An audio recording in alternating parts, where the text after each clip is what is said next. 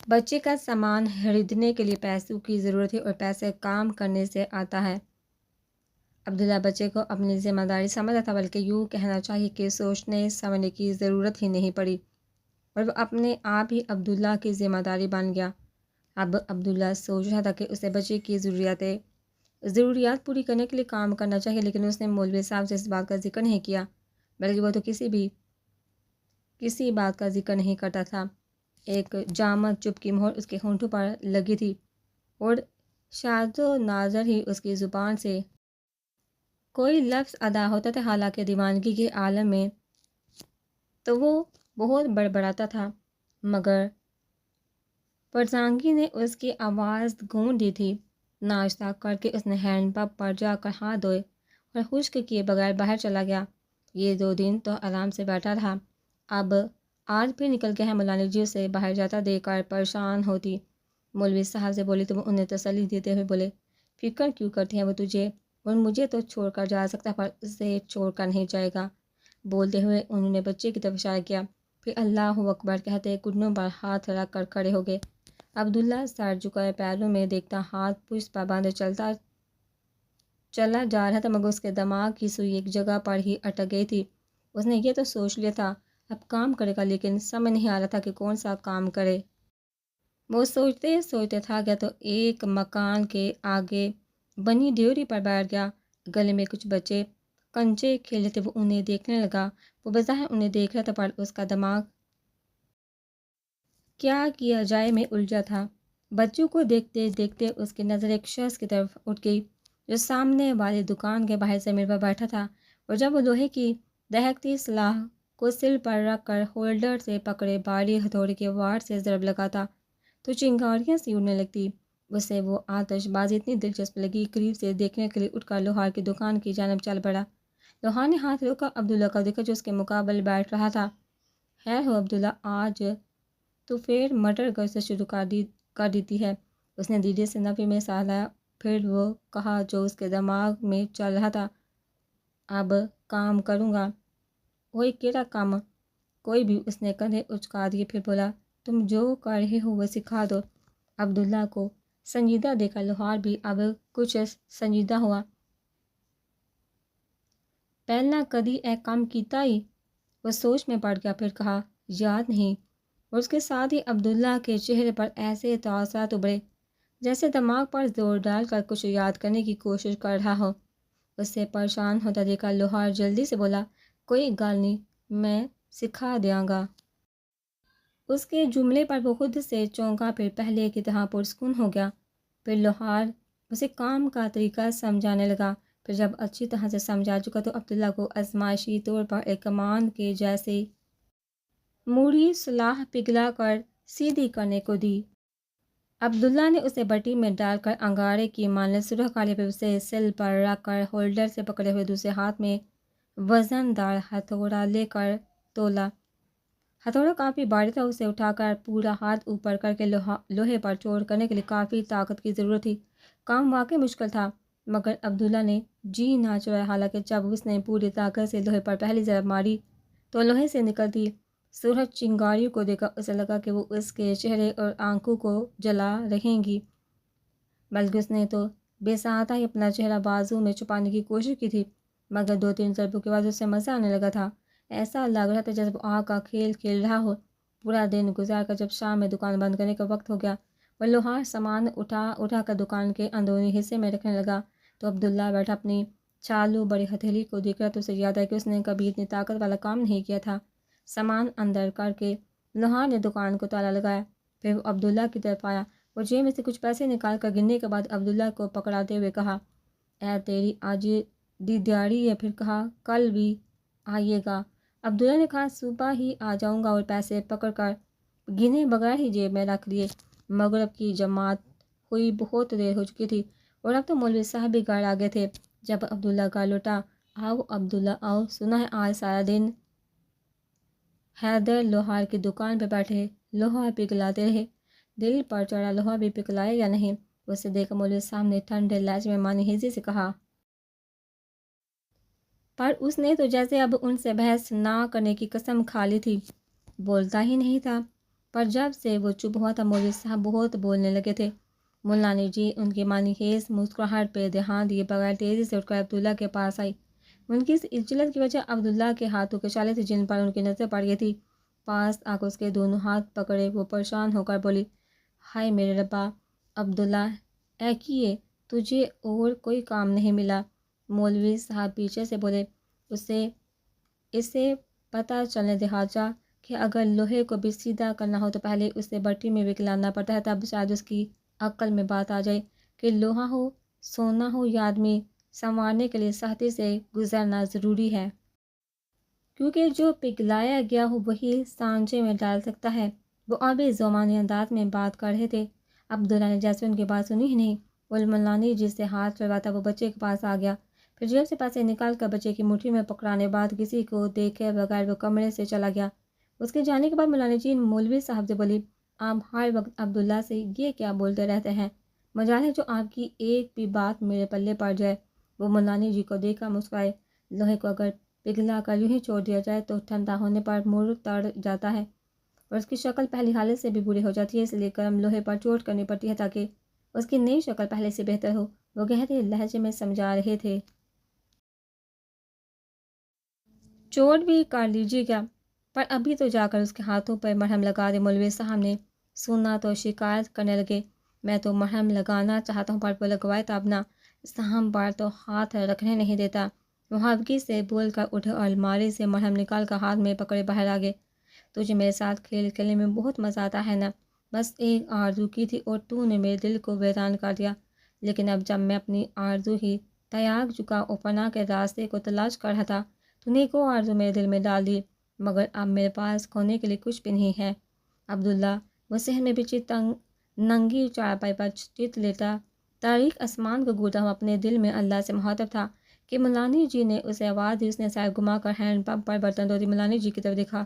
اس نے اپنی طرف دیکھتا پا کر وہ بولی، تو کاکے کے پاس جا کر بیٹھ جا۔ مولوی صاحب تو کب کے نماز پڑھنے چلے گئے، وہ اندر اکیلا ہے، ڈر جائے گا۔ ان کی بات سن کر وہ اٹھا، چپل پہن کر اندر کی طرف بڑھ گیا، مگر دروازے پر پہنچ کر اس کے پیر جیسے زمین نے جگہ لیے تھے۔ دروازے کے فریم میں اسٹیچو کی طرح سادہ اندر کے منظر کو دیکھ کر حسرتیں اس کی آنکھوں میں کروٹ لینے لگی۔ چارپائی پر سوئے بچے کے قریب وہ کوہنی کے بال نیم رات اس پر جھکی بہت پیار سے سوئے ہوئے بچے کو دیکھ رہی تھی، اور بچے کے سینے پر رکھا اس کا نازک ہاتھ دھیرے دھیرے اسے تھپک رہا تھا۔ عبداللہ کی موجودگی کو محسوس کر کے اس نے سر گھما کر دروازے کی طرف دیکھا اور عبداللہ کو دیکھ کر اٹھ بیٹھی۔ اس نے مسکرا کر بچے کی طرف دیکھا، پھر عبداللہ کی طرف، جیسے کہہ رہی ہو آگے ہے تو اپنی حمالت سنبھالو، اور ایک ادا سے زمین پر پیر رکھ کر بستر سے اٹھ گئی، پھر چھوٹے چھوٹے قدم اٹھاتی دروازے کی طرف بڑھی۔ اسے اپنی طرف آتا دیکھ عبداللہ کے چہرے سے ساتھ ابھر کے جیسے اس کے ہر قدم کے ساتھ عبداللہ کی جان نکلتی جا رہی ہو۔ عبداللہ نے اسے نظریں ہٹاتے ہوئے نگاہ کو جھکا لیا۔ وہ چلتی ہوئی عبداللہ کے سامنے جا کھڑی ہوئی۔ عبداللہ نے نگاہ نہیں اٹھائی، مگر اسے معلوم تھا کہ اس کے چہرے پر عبداللہ کو دیکھتے ہوئے فدا ہو جانے والی مسکراہٹ ہے۔ عبداللہ دروازے کے بیچوں بیچ کھڑا تھا، مگر چوڑے دروازے میں اتنی جگہ تو تھی کہ اس جیسی دبلی پتلی لڑکی ترچھی ہو کر اس کے برابر سے نکل جاتی۔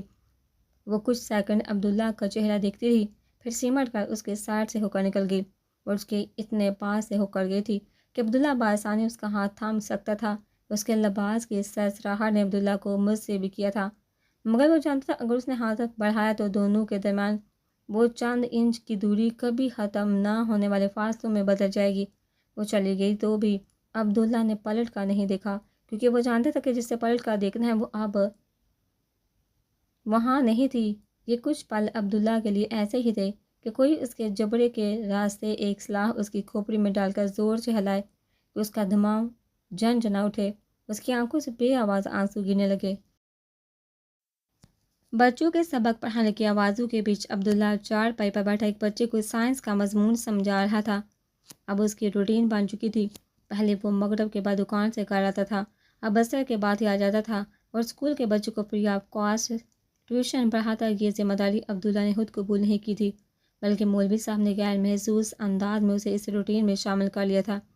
اس دن دکان پر کام زیادہ نہیں تھا، اس لیے عبداللہ بھی جلدی فارغ ہو گیا۔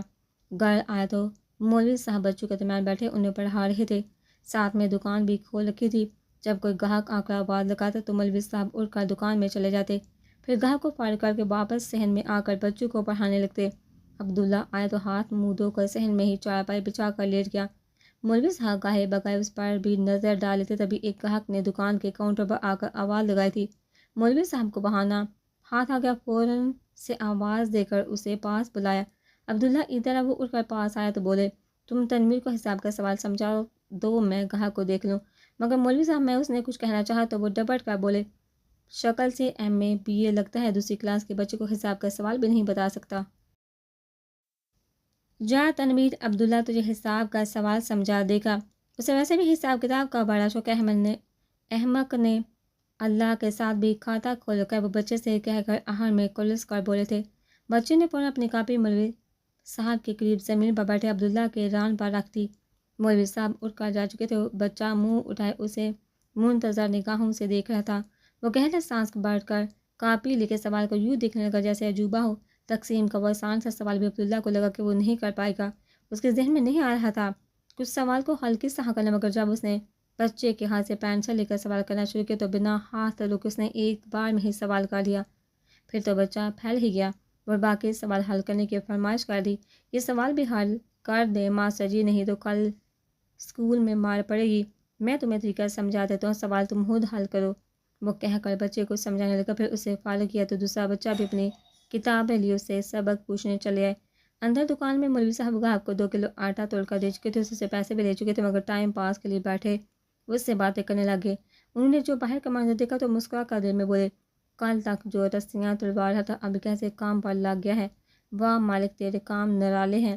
بچوں کو مولوی صاحب کی پرشفقت اندازے کے مقابلے عبداللہ کے نپے تلے انداز میں کوشش محسوس ہوئی تھی۔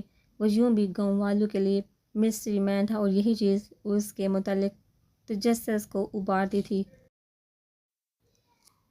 بچوں نے فرمائش کر دی کل سے عبداللہ ہی اسکول کا کام کروائے، اور عبداللہ انکار نہیں کر سکا۔ اب تو وہ گاؤں میں ماسٹر عبداللہ کے نام سے جانا جانے لگا تھا۔ نماز کا وقت قریب آیا تو مولوی صاحب نے دکان بند کر دی اور صحن میں آ کر وضو کرنے لگے۔ وہ دروازے سے نکلنے لگے تھے کہ ایک خیال آیا تو مڑ کر عبداللہ کو دیکھنے لگے۔ صحن میں موجود چھوٹے بچوں کو چھوڑ کر سارے بڑے بچے نماز کے لیے بستہ سپارے بند کر کے وضو کرنے لگے تھے، پر عبداللہ آرام سے بیٹھا تھا۔ عبداللہ، وہ آواز دے کر بولے، چل اٹھ وضو کر، ذرا دیر میں جا کر اذان دے دوں گا، تجھے نماز نہیں پڑھنی؟ ان کا خیال تھا کہ اگر وہ نماز پڑھنے نہ بھی اٹھا تو بھی چپ رہے گا۔ اس کی آنکھیں اچانک ہی بہت سرخ ہو گئی۔ اس نے مولوی صاحب کی طرف دیکھا، پھر پتھریلے لہجے میں کہا، نہیں۔ یہ ایک لفظ کہہ کر اس نے سر جھکایا اور بچے کی کتاب میں سے سبق پڑھ کر اسے یاد کرانے لگا۔ بہت سخت ناراض ہے، لیکن کوئی بات نہیں، ہم منا لیں گے۔ اسے دیکھتے ہوئے انہوں نے دل میں کہا، مسجد کی طرف جانے کو دروازے سے نکل پڑے۔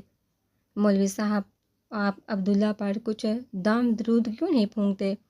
مولانی جی نے کہا تو وہ بولے، کیسا دم درود؟ میں کیا جانوں؟ انہوں نے کندھے اچکا دیے، پھر کہا، لیکن مجھے لگتا ہے مولوی صاحب عبداللہ پر جنات کا قبضہ ہے۔ وہ محظوظ انداز میں ہنس پڑے۔ وہ جون کی گرم رات تھی، ہوا بھی نہیں چل رہی تھی، جس سے حبس بڑھ گیا تھا۔ عبداللہ پیپل کے درخت کے نیچے پیٹھی پر ٹانگیں پھیلا کر بیٹھا تھا اور بچہ واکر میں اس کے آس پاس منڈلا رہا تھا۔ وہ گھومتا پھرتا عبداللہ کے پاس آتا تو عبداللہ ہلکے سے دھکے کی مدد سے واکر پیچھے دھکیل دیتا، لیکن وہ دوبارہ واکر چلاتا عبداللہ کے پاس آ جاتا تو وہ دونوں ہنسنے لگتے۔ مولوی صاحب صحن میں بچھی چارپائی پر سونے کے لیے لیٹے تھے۔ مولانی جی ساتھ والے بستر پر بیٹھی تھی۔ جب وہ مولوی صاحب سے عبداللہ کے متعلق اپنے خدشات کا اظہار کرنے لگی، جنہیں مولوی صاحب نے ہنسی میں اڑا دیا، مگر وہ برا منائے بغیر اسی سنجیدگی سے کہتی گئی، اب کیا کہوں مولوی صاحب کہ میں نے عبداللہ میں کیسی کیسی عجیب باتیں محسوس کی ہیں۔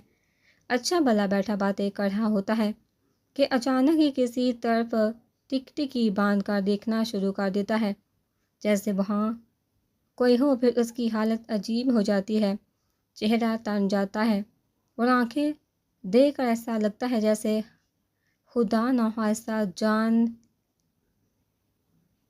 کنی کا عالم ہو۔ اس کے بعد الگ تھلگ گوشے میں جا کر بیٹھ جاتا ہے۔ میں نے کئی بار چپ کر دیکھا کہ یوں کونوں میں منہ چھپا کر بیٹھا وہ آنسو سے روتا ہے۔ سچ کہتی ہوں، مولوی صاحب اتنے جوان مرد کو روتے دیکھا میرا دل پسیج جاتا ہے۔ پھر بات یہاں ختم نہیں ہوتی۔ میں نے اکثر اسے تنہائی میں کسی سے باتیں کرتے دیکھا ہے۔ پھر ابھی شام میں کیا ہوا؟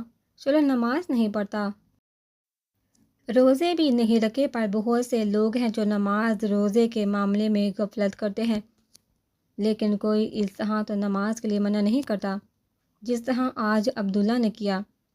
اس کا لہجہ سن کر تو ایسا لگ رہا تھا آپ نے اسے کوئی بہت ہی مشکل کام کرنے کو کہہ دیا ہو۔ میں نے سنا ہے جن پر جنات قبضہ کر سے نماز روزے سے روک دیتے ہیں، کیونکہ ان کا وجود ناپاک ہوتا ہے، اس لیے جہاں اللہ کا نام لیا جاتا ہے یہ وہاں نہیں ٹھہر پاتے۔ ان کی باتیں سنتے مولوی صاحب اٹھ بیٹھے تھے اور گہری نظروں سے عبداللہ کو دیکھنے لگے۔ پھر جب مولانا جی خاموش ہوئی تو سانس بھرتے گمبھیر لہجے میں بولے، قبضہ تو ہے اس پر مگر جنات کا نہیں۔ وہ ناسمجھی سے جنجلا کر بولے، چلیے جس کا بھی ہو، پر دام درود کر اس کی جان چھڑوائیے۔ جس نے اپنی جان دے دی وہ بھلا اس کی جان کیوں چھوڑے؟ ہلکی سرگوشی میں بول کر وہ مولانا جی سے کہنے لگے، تو نہ سوچا کر ان باتوں کو، وہ روئے یا باتیں کرے تیرا کیا نقصان ہے؟ پھر پیپل کے درخت کی طرف منہ کر کے زور سے بولے، عبداللہ آ کر سو جا، بہت رات ہو گئے ہیں۔ ان کی بات سن کر وہ فوراً اٹھ گیا اور بچے کو بھی واکر سے نکال کر گود میں لیتا مولانا جی کے پاس آیا اور بچہ ان کی گود میں دیکھ اپنی چارپائی پر جا کر لیٹ گیا۔ نور ہدا نے کار پوچھ میں لے جا کر روکی، پھر وہ مریم کے ساتھ ساتھ چلتے کیسر فاروقی میں داخل ہو گئے۔ نور ہدا اسے ڈرائنگ روم میں بٹھانے کی بجائے لاؤنج میں لے آئے۔ تم بیٹھو، میں بابا جان کو بلا کر لاتا ہوں۔ اسے بٹھا کر بابا جان کو بلانے چلے گئے۔ کچھ دیر بعد ان کی واپسی ہوئی تو مریم ان کے ساتھ گرے بالوں والے سرخ سفید رنگت کے باروب شخص کو دیکھ کر احتراماً اٹھ کھڑی ہوئی، جنہیں دیکھ کر اندازہ ہو جاتا تھا کہ وہ یقیناً فوجی رہے ہوں گے۔ سفید شلوار کرتے میں ملبوس ان کے پیروں میں کالے رنگ کے سادہ سے چپل تھے اور آنکھوں پر سنہری فریم والا نظر کا چشمہ لگا رکھا تھا۔ مریم ایک ہی نظر میں ان سے متاثر ہو گئی تھی۔ السلام علیکم انکل، وہ عام طور پر ہیلو سے کام چلاتی تھی، پر ان کی شخصیت کا روپ تھا کہ ادب سے سلام کر کے سر کو تھوڑا سا جھکا دیا۔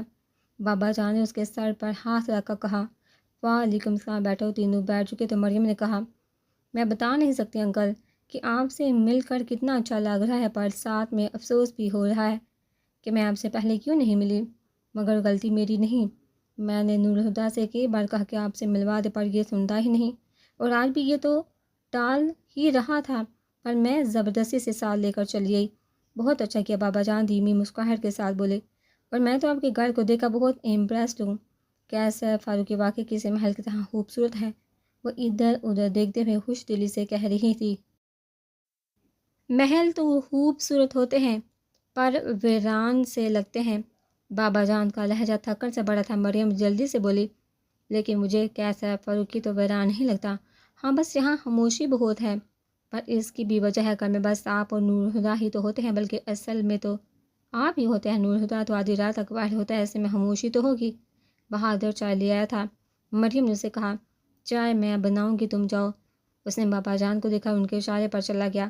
مریم چائے بنانے لگی، یہ لیجیے ایک کپ آپ کا اور دوسرا میرا۔ اور نور ہدا تو چائے پیتا نہیں، انہیں 2 کپ چائے بنا کر ایک کپ بابا جان کو پکڑائے اور دوسرا اپنے ہاتھ میں لے کر صوفے پر پیچھے ہو کر بیٹھتے ہوئے بولی، نور ہدا سگریٹ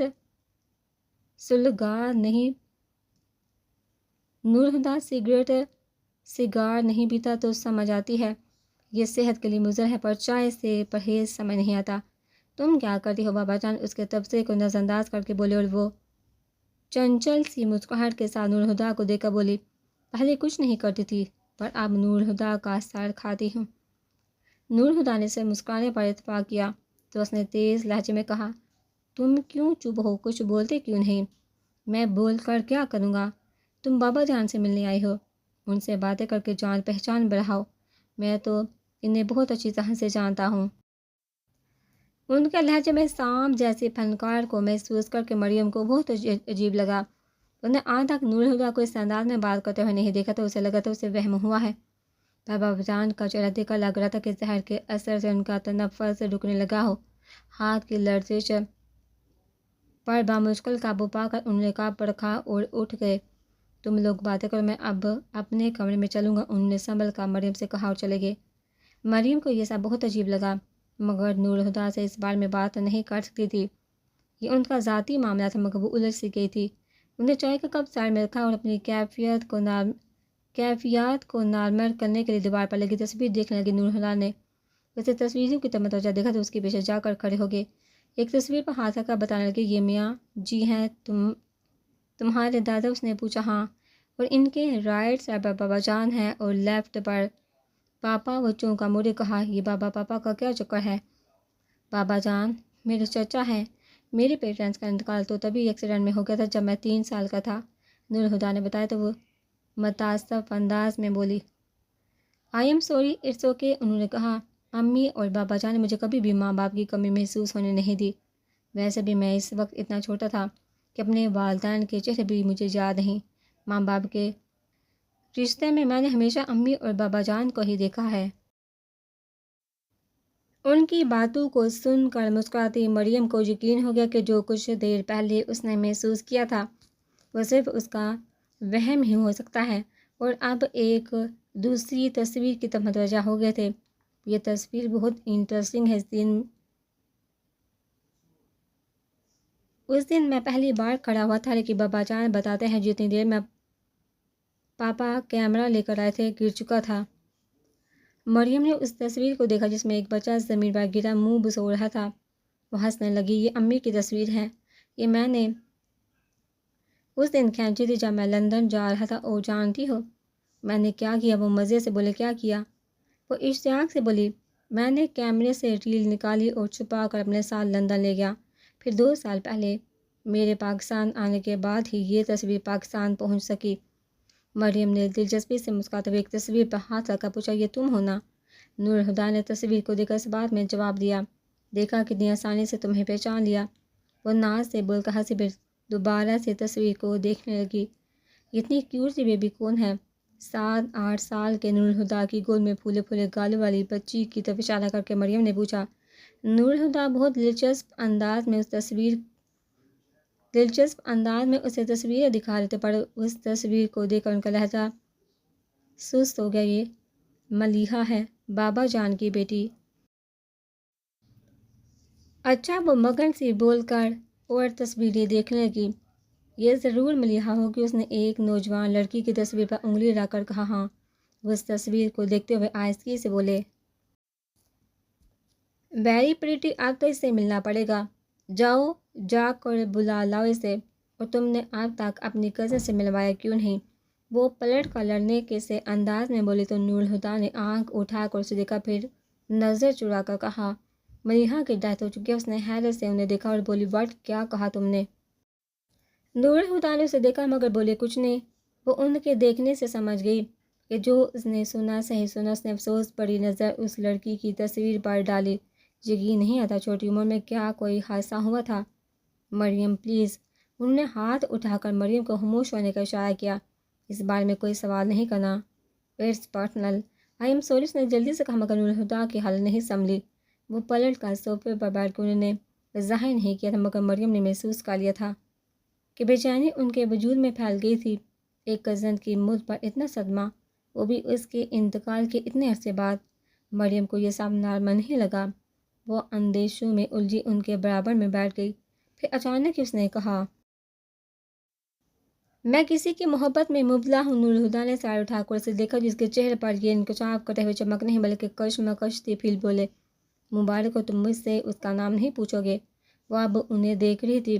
نور الہدیٰ نے پل بھر کے توقع کے بعد کہا، نہیں، جواب غیر متوقع تھا۔ وہ حیرت سے بولی، کیوں؟ نور الہدیٰ نے سر جھکا کر کچھ دیر غور کیا، پھر براہ راست اس کی آنکھوں میں دیکھ کر بولے، کیونکہ ہو سکتا ہے میرے ساتھ زندگی گزارنا تمہارے لیے مشکل ہو جائے۔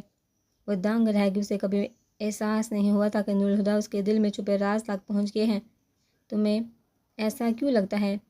وہ اسے نظر چرا کر اٹھے اور ٹہلتے ہوئے ڈرائنگ روم کی کھڑکی کے سامنے کھڑے ہو گئے۔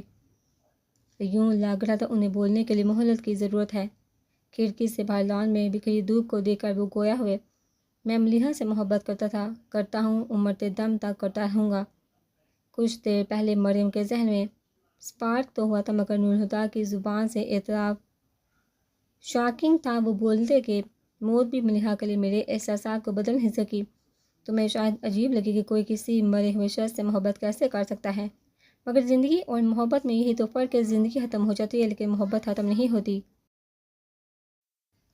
ہمارا رشتہ بہت انوکھا تھا اور ہماری محبت بہت پاکیزہ اور خوبصورت، بالکل ملیحہ کی مسکراہٹ کی طرح بے ریا اور خالص۔ ہمارے درمیان پانے کا نہیں، دینے کا رشتہ تھا، اور ملیحہ کو دینے کے لیے میرے پاس سب سے قیمتی چیز میری محبت تھی، اور میں نے اپنی محبت کو اس پر بے ذریعہ لٹا دیا۔ میں چاہتا تھا دنیا بھر کی خوشیاں اس کے قدموں میں ڈال دوں۔ اگر میری زندگی اس کی ایک مسکان کی قیمت ہوتی تو میں کھڑے کھڑے جان دے دیتا۔ دنیا میں سب سے زیادہ مجھے اس کی پرواہ تھی۔ میں بس اس کا خیال رکھنا چاہتا تھا۔ دل چاہتا کہ اسے یوں ہاتھوں میں سنبھالوں جیسے وہ چھوٹی سی بچی ہو۔ انہوں نے بولتے ہوئے اپنے دونوں ہاتھ اس طرح وہاں ملائے جیسے ان میں سے کوئی قیمتی مگر نازک شے چھپا رکھی ہو۔ پھر وہ اپنے ہاتھوں کو الگ کر کے دیکھنے لگے، مگر میں اسے سنبھال نہیں سکا۔ مریم، شکست خوردگی سے کہہ کر انہوں نے اپنے ہاتھ پینٹ کی جیب میں ڈال لیے، پھر دور لان میں دیکھتے ہوئے آزردگی سے کہا، دنیا میں ایسی کوئی چیز نہیں جو اس ذات کا اس اذیت کا مداوع کر سکے۔ وہ اب خاموش ہو چکے تھے، پھر بھی رخ موڑے کھڑے تھے۔ وہ اس نمی کو چھپانا چاہتے تھے جو ان کی آنکھوں میں تیرنے لگی تھی۔ مریم پتھرائی آنکھوں سے انہیں دیکھ رہی تھی، جن کا عکس اس کی آنکھوں کی تیرگی میں دھندلا گیا تھا۔ چاہے جانے والے شخص کی زبان سے کسی اور کے لیے چاہت کا اعتراف سننا ننگے پاؤں انگاروں پر چلنے سے زیادہ کٹھن ہے۔ مجھے ہمیشہ لگتا تھا تم نے اپنے دل کے گرد اونچی اونچی فصلیں تان رکھی ہیں۔ میں چاروں طرف چکر کاٹتی رہتی پر اندر جانے کا راستہ ہی نہیں ملتا۔ اب سمجھ میں آ رہا تمہارے دل کے دروازے بھلا مجھ پر کیسے کھل سکتے تھے۔ وہاں تو ملیحہ پہلے سے ہی موجود تھی۔ وہاں اب تم بھی آ چکی ہے، نورہدیٰ نے پلٹ کر اسے دیکھتے ہوئے کہا، جس کی آنکھوں سے ٹپ ٹپ آنسو گر رہے تھے، جسے انہیں پوچھنے کا خیال تک نہیں آیا۔ نورہدیٰ کے اس انکشاف پر خوش ہونے کے بجائے اس نے ایسے انہیں دیکھا جیسے تکلیف کئی گنا بڑھ گئی ہو۔ وہ چلتے ہوئے اس کے قریب قالین پر بیٹھے اس کے سرد ہاتھ کو اپنے ہاتھوں میں لے کر کہنے لگے، میرے دل کے سب در و دیوار تمہارے بس ایک کونا ملیحہ کے نام پر محسوس ہے، اور ہمیشہ رہے گا۔ میں نے ملیحہ سے بھی کچھ پانا نہیں چاہا، مگر تم سے دنیا کا ہر سکھ پانا چاہتا ہوں۔ تمہارے ساتھ میں دل کا سکون پانا چاہتا ہوں۔ بہت گہرا زخم لگا ہے دل پر، لیکن تم ہاتھ رکھو گے تو شاید کبھی یہ زخم بڑھ جائے۔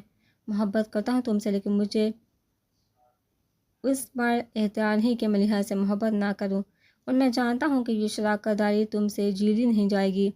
دل گرفتگی سے کہہ کر انہوں نے مریم کے ہاتھ چھوڑنا چاہے، پر مریم نے انہیں اپنے ہاتھ چھوڑنے نہیں دیے، اور ان کے ہاتھوں پر اپنی انگلیوں کی گرفت مضبوط کرتی وہ سہمے ہوئے لہجے میں بولی، کھونے کی بات نہ کرنا نورہدیٰ، میں شراکت داری برداشت کر لوں گی، پر تمہارا دور جانا مجھ سے برداشت نہیں ہوگا۔ پھر ملیحہ زندہ تو نہیں ہے، مر چکی ہے، کیا فرق پڑے گا؟ اگر تمہارے دل کے کونے میں پرانے سکوں کی مانند کچھ یادیں پڑی بھی رہیں تو تمہارے دل کے باقی گلی کوچے تو میرے لیے ہیں۔ وہ کہہ رہی تھی کہ اسے فرق نہیں پڑے گا، پر ان کے ہاتھوں پر سر رکھ کر پھوٹ پھوٹ کر رو بھی رہی تھی۔ نورہدیٰ نے نرمی سے ہاتھ چھڑوا کر اس کے سارے آنسو اپنی ہتھیلیوں میں جذب کر لیے، اس کی آنکھوں میں جھانکتے ہوئے سوال کیا، مجھ سے شادی کرو گی؟ اور اقرار میں سر ہلاتی مریم ان کے ہاتھوں میں چہرہ چھپا کر ایک بار پھر رو پڑی، دیکھ لیجیے گا میرے آنے کے بعد آپ کی بیگم آ کر مجھے ریپلیس کر دیں گی۔ ملیحہ کی آواز نورہدیٰ کے ارد گرد گونجی تھی۔ ایک ماہ بعد مریم یزدانی نے مسز نورہدیٰ فاروقی بن کر کیسر فاروقی میں قدم رکھ دیے تھے۔ لان کے نیم تاریک گوشے میں تنہا کھڑے نورہدیٰ روشنیوں سے سجے کیسر فاروقی کو بڑی یسیت سے دیکھ رہے تھے۔ ان کی آنکھوں میں 2 سال پہلے کی ایک ایسی ہی رات کا منظر کسی فلم کی طرح گھوم رہا تھا، اور اس رات کی قیامتیں انہیں ایک ایک کر کے یاد آتی گئی۔ کوئی شخص تمہارا نیم البدل نہیں ہو سکتا۔ دکھ جب ایک بار وجود میں گھر کر لے تو پھر کوئی خوشی نہیں دیتی۔ وہ اپنے دکھ کی دوا لینے مریم کے پاس چلے آئے، اور غیر روایتی سی لڑکی ان کے انتظار میں روایتی انداز میں دلہن بنی چہرے پر گھونگھٹ ڈال کر بیٹھی تھی۔ نور الہدا اس کے قریب بیٹھ گئے تو اپنی بولڈنیس کے باوجود وہ خود میں سمٹ گئی۔ نور الہدا اس کی شرم کو دیکھ کر مسکرانے لگے، پھر انہوں نے دھیرے سے اس کے گھونگھٹ کو الٹ دیا۔ سرخ کامدانی دوپٹے کے حال میں اس کا سجا سنورا روپ دو آسا تھا، شرم سے نگاہیں جھکی جا رہی تھی، چہرے پر گھبراہلی، ہونٹوں میں مدھم سی مسکراہٹ تھی۔ اسے دیکھتے دیکھتے نور الہدا کھو سے گئے۔ انہیں دلہن بنی ملیحہ کا چہرہ یاد آ گیا۔ اس کی پلکیں نم تھی اور آنکھوں کے پپوٹے ہولے ہولے لرز رہے تھے، نیم و ہونٹوں میں کپکپاہٹ تھی اور چہرے سے پسینہ جھلک رہا تھا۔ وہ ان کی باہوں میں عالم نظر سے گزر رہی تھی۔ لب کاٹے ہوئے نور الہدا نے اپنے بائیں پہلو پر اس جگہ ہاتھ رکھا جہاں اپنے سینے پر انہوں نے ملیحہ کی آخری دھڑکنوں کو محسوس کیا تھا، اور پھر سینے کے اندر ان کے اپنے دل کی دھڑکنیں ان کی بے ترتیب دھڑکنوں کی تال میں ہمیشہ کے لیے کھو گئی۔ رشتے جب بنا جاتے ہیں نور الہدا تو انہیں نبھایا کرتے ہیں۔ ایک بات نے ان کے ذہن میں ابھر کر ان کو سرزنش کی تھی۔ وہ سنبھلے، پھر کوٹ کی جیب سے مہاملی ڈبیا نکالی اور اسے کھول کر اس میں سے انگوٹھی نکالنے کے بعد ڈبیا سائڈ ٹیبل پر رکھ کر مریم کا ہاتھ تھام لیا۔ میں اس رشتے کو ہر سانس تک نبھاؤں گا۔ مریم کی محروتی انگلیوں میں انگوٹھی پہنا کر انہوں نے اس کی ہاتھ کی پشت کو چوما، پھر پلکیں اٹھا کر اسے دیکھتے ہوئے بلند آواز میں انہوں نے ملیحہ سے وعدہ کیا تھا۔ عبداللہ گہری نیند میں تھا جب اس کے احساسات اچانک بیدار ہو گئے۔ اسے یوں لگا کہ کوئی اس کے بستر پر اس کے قریب آ کر بیٹھ گیا، پھر کسی نے جھک کر اس کے پیشانی پہ آئے سیاہ بالوں کو پھونک مار کر ہٹایا تھا۔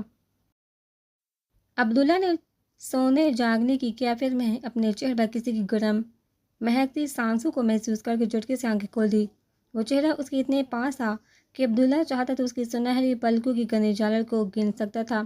وہ فوراً اٹھ بیٹھا اور سرہانے کی طرف بیٹھی ایک ادا سے اسے دیکھ رہی تھی، پھر اس نے اپنا ہاتھ دھیرے دھیرے بستر پر کھسکانا شروع کیا اور عبداللہ کے بالکل پاس لے جا کر روک دیا، پھر پلکیں اٹھا کر اس کی طرف یوں دیکھا جیسے چار ہی ہو، باقی کا فاصلہ تم خود ختم کرو۔ عبداللہ کا سانس سینے میں رکا جا رہا تھا۔ اس نے اپنے ہاتھ کے پاس رکھ کے اس کے ہاتھ کو دیکھا، پھر جیسے عبداللہ نے اپنے ہاتھ کو حرکت دی اس نے اپنا ہاتھ پیچھے کھینچ لیا۔ عبداللہ نے تلخ مسکراہٹ کے ساتھ اس کا چہرہ دیکھا اور کہا، جب قریب نہیں آنا تو پاس بھی کیوں آتی ہو؟ جھلک دکھا کر چپ جانا، بس آپ کو یہی ہنر تو آتا ہے، سب کو چین قرار ملے، بس کبھی میرے ہی دل میں ہاتھ نہیں رکھا، مجھے تڑپا کر بہت سکون ملتا ہوگا، ہے نا؟ سوئے ہوئے مولوی صاحب کے کندھے پر کسی نے ہاتھ مارا تھا، وہ ہڑبڑا کر اٹھ گئے، پھر مولانا جی کو اپنے پاس بیٹھا دیکھا بولے، کیا بات ہے؟ ادھر دیکھیے مولوی صاحب۔ عبداللہ کو پھر دورہ پڑا۔ ان کے اشارے پر انہوں نے پیپل کے درخت کے نیچے اللہ کی طرح کے بچے چارپائی کی طرف دیکھا۔ وہ بستر پر بیٹھا سرہانے کی طرف یوں دیکھ کر آہستہ آواز میں باتیں کر رہا تھا جیسے کوئی وہاں موجود ہو۔ آج تو اپنی آنکھوں سے دیکھ لیا مولوی صاحب، اب تو میری بات پر یقین کریں گے نا؟ تو سو جا آرام سے، میں جا کر دیکھتا ہوں، انہوں نے کہا، پھر بستر سے نکل کر چپل پہنتے ہوئے عبداللہ کی طرف آگے۔ مولانا جی بھی اٹھ کر اپنے بستر پر جا لیٹی۔ ابھی سردیاں پوری طرح سے نہیں آئی تھی، پر رات میں ہلکی ہلکی کی وجہ سے صحن میں سوتے ہوئے گرم کیس لینے پڑتے تھے۔ مولانا جی نے بستر پر لیٹ کر کیس اچھی طرح بچے پر پھیلایا اور آنکھیں بند کر کے لیٹ گئی۔ کیوں خود کو ہلکان کر رہا ہے عبداللہ؟ مولوی صاحب پیچھے سے اس کے کندھے پر ہاتھ رکھ کر بولے۔ عبداللہ نے یوں ان کا ہاتھ زور سے پکڑے جیسے ڈوبتے ہوئے شخص کو سہارا نظر آ گیا ہو۔ سامنے کی طرف اشارہ کرتے ہوئے انہوں نے مولوی صاحب سے کہا، ان سے کہیں مولوی صاحب یہ یہاں سے چلی جائیں، میں مان چکا ہوں یہ میرے نصیب میں نہیں، پھر کیوں مجھے شراب دکھاتی ہیں؟ وہ درد مندی سے مولوی صاحب کا چہرہ دیکھ رہا تھا کہ سرسراہٹ محسوس کر کے اس نے پلٹ کر دیکھا اور اٹھ کر جانے کے لیے مڑ گئی۔ عبداللہ بے تعبیر سے اس کو آوازیں دینے کو اٹھا، اسے روکنے کے لیے ہاتھ بھی بڑھایا، پھر جانے کیا ہوا کہ ہاتھ پہلو میں گر کر اس نے ازدودگی سے آنکھیں بند کر کے چہرہ موڑ لیا جیسے کسی تکلیف دہ منظر سے آنکھیں بچانا چاہتا۔ مولوی صاحب نے اسے توہم نگاہوں سے دیکھا اور بولے، اس کی آنکھوں میں حقیقت چبھتی ہے، وہ شراب کا پردہ بصارت پر گرا لیتا ہے۔